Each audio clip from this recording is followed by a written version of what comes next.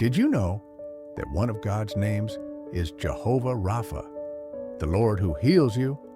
Healing isn't just something God does, it's who He is.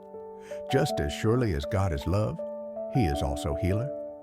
Exodus 15:26 reveals this powerful name. I am the Lord who heals you.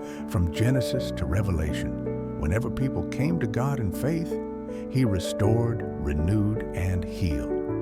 If healing is His nature, you can approach Him with confidence, knowing He delights in making you whole. Let us pray together. Father, I come before you, knowing you are my healer. Just as you healed yesterday, you are still healing today. I place every pain, every sickness, and every worry in your hands. Thank you for restoring me and making me whole. In Jesus' mighty name. If you trust God as your healer, type Jehovah Rapha in the comments and share this with someone who needs healing today.